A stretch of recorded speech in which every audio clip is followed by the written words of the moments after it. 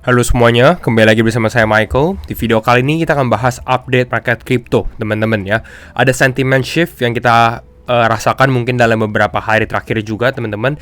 Jadi kita akan bahas lebih lanjut karena kita lihat bahwa Bitcoin sendiri berhasil mempertahankan level 63.000 dan udah ada optimism lagi gitu ya di dalam market crypto. Sentimennya udah membaik, semua membaik, orang-orang lebih tertarik lagi terhadap market crypto.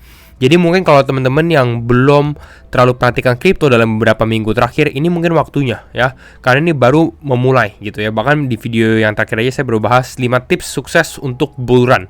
Ya, cek video ini kalau teman-teman belum cek. Dan sekali lagi thank you semua untuk supportnya. Sekali lagi kalau teman-teman suka videonya jangan lupa untuk share videonya ataupun like juga. Mungkin kita bisa menyentuh 200 likes di video kali ini teman-teman.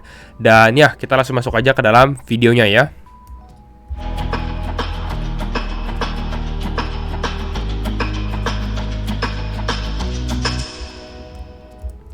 Oke, nah membahas mengenai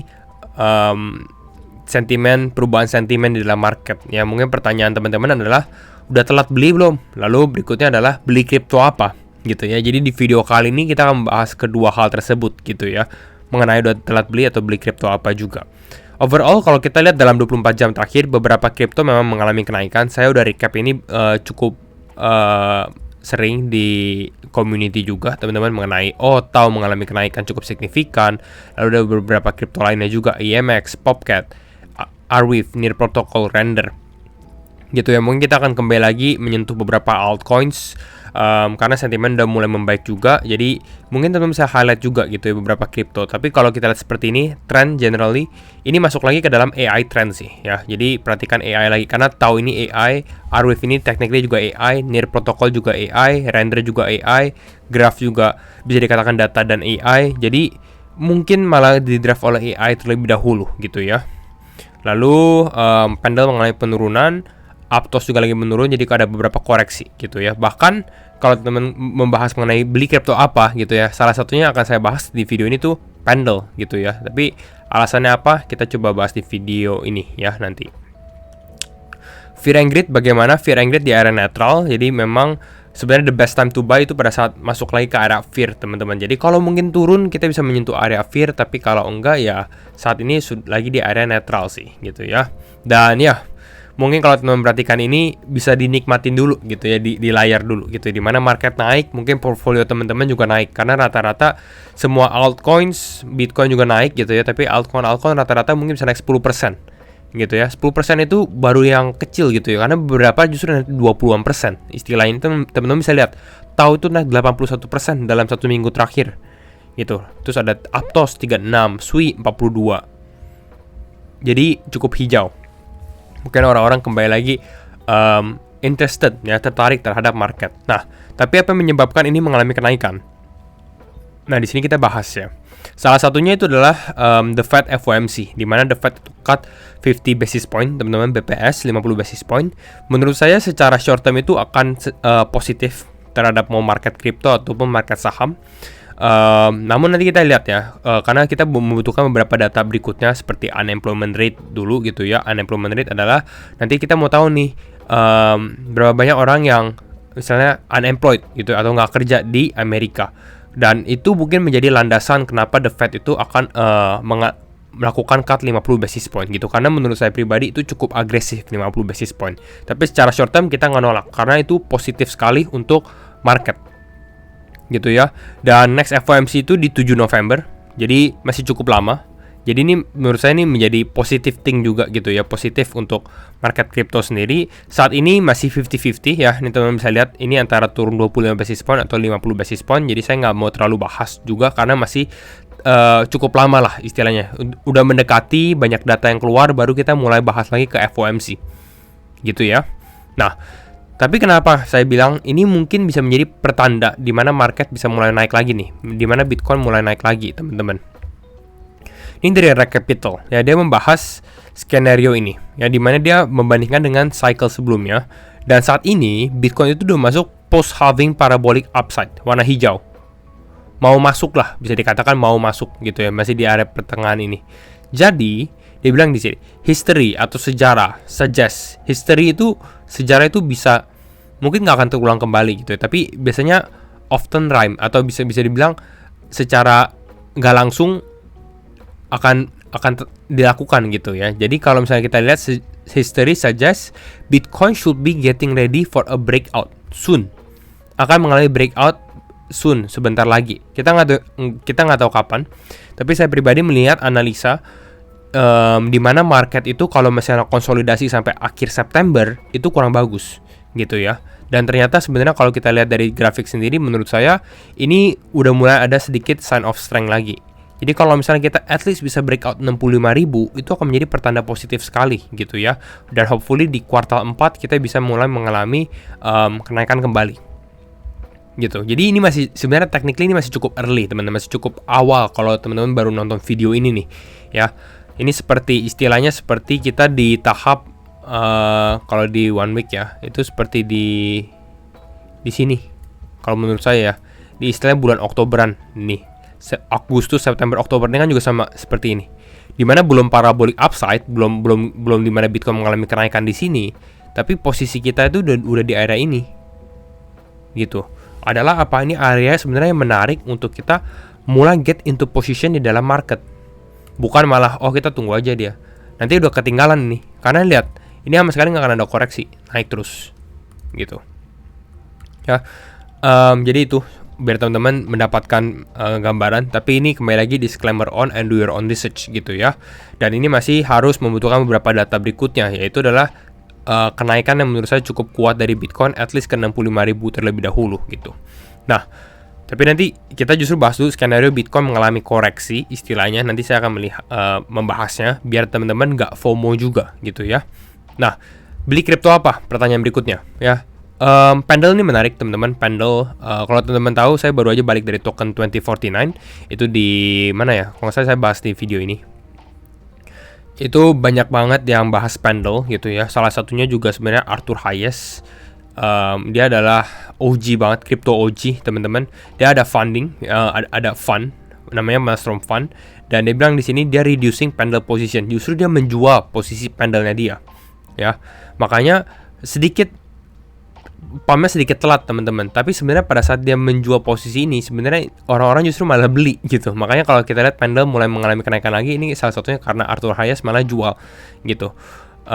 Tapi dia bisa bilang di sini, even after the reduction, walaupun dia jual gitu ya, ini masih menjadi salah satu largest positionnya dia gitu. Pendle itu apa sih? Pendle itu adalah kripto yang bergerak di bidang DeFi. Tapi saya juga membahas dia sebenarnya bukan hanya DeFi, tapi juga RWA atau Real World Assets, dimana dia lebih berfokus juga ke yield atau bunga, dimana dia bagi dua, namanya ada principal token sama ada yield token. Jadi teman-teman bisa tradingin token yield teman-teman, misalnya di staking dapat bunga misalnya 4%, nah itu bisa dimainin istilahnya itu.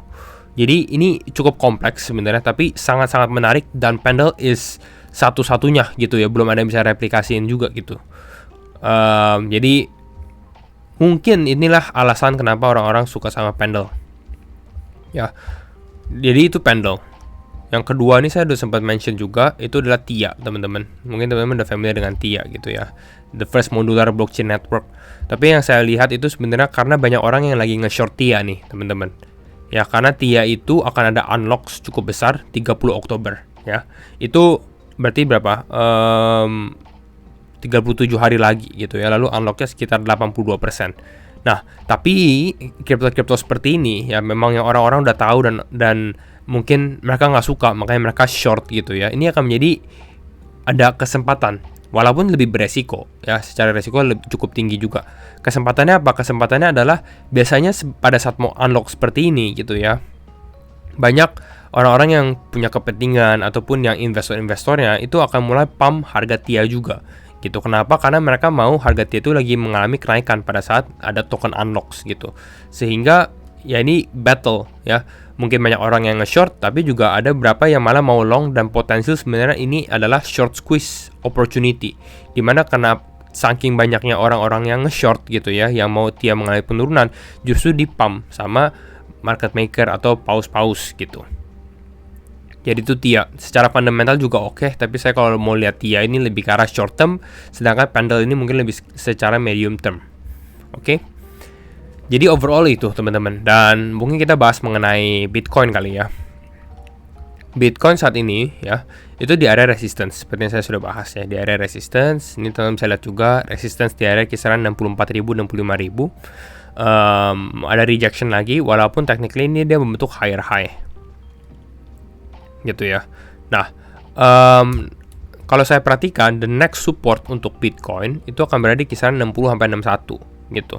Ini ada kisaran area inilah 60 61. Pertanyaannya adalah apakah Bitcoin akan ngetes dulu nggak di area ini gitu, karena ini potential pullback, bahkan secara short term trend line-nya pun ini dia masih hold sih ya. Ini kita lihat dari September pelan-pelan naik gitu ya, walaupun pelannya ini cuma naik ya 13%, turun lagi 13%, low sentiment lah.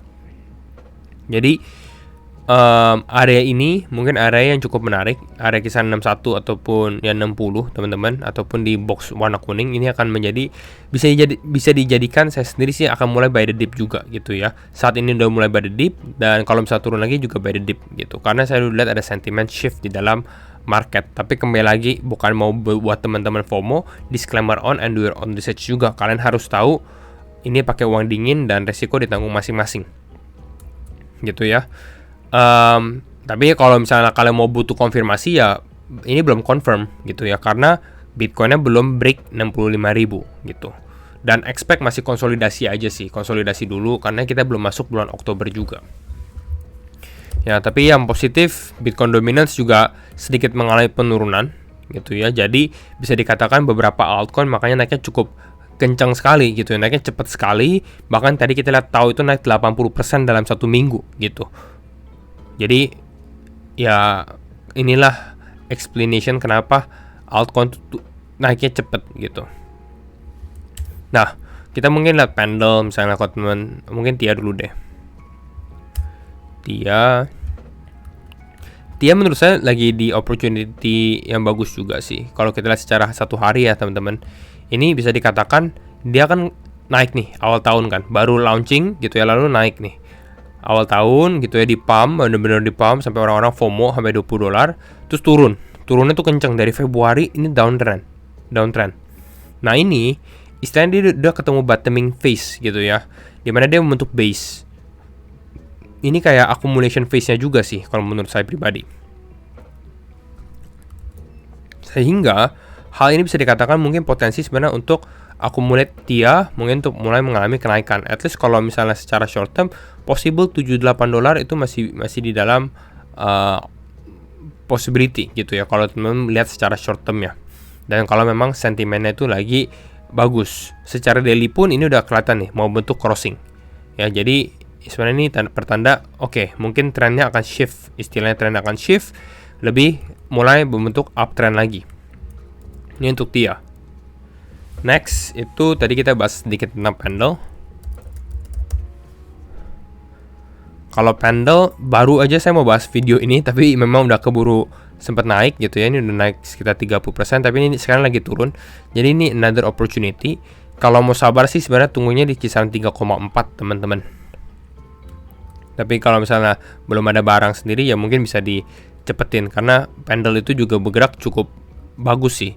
Secara kalau teman-teman lihat tadi dia kan downtrend ya teman-teman, tapi kalau teman-teman lihat pendel ini nggak terlalu kelihatan kayak downtrend gitu ya. Ini uptrendnya Maret masih naik gitu ya, lalu dia naik lagi di bulan Mei, walaupun ini seperti double top, baru turun nih dari bulan Mei ke Agustus ya, koreksi sekitar 75%. Tapi ini menjadi good opportunity untuk buy more pendel, siapa tahu dia akan kembali lagi ke all time high. Kira-kira mungkin ini untuk pendel area kisaran berapa? Ya mungkin sebenarnya kisaran 3,8an ini cukup menarik, atau ya 3,4 yang tadi saya bahas lebih kalau mau sabar teman-teman. Ini persis di area exponential moving average-nya juga 20 dan 50. Jadi cukup menarik. Jadi mungkin kira-kira ini ya cukup pendek, tapi ya semoga jelas teman-teman dan menjawab pertanyaan semuanya. Dan sekali lagi like videonya teman-teman ataupun share juga. Dan thank you so much for your support. Thank you so much for watching, and we will see you in the next video. Bye bye.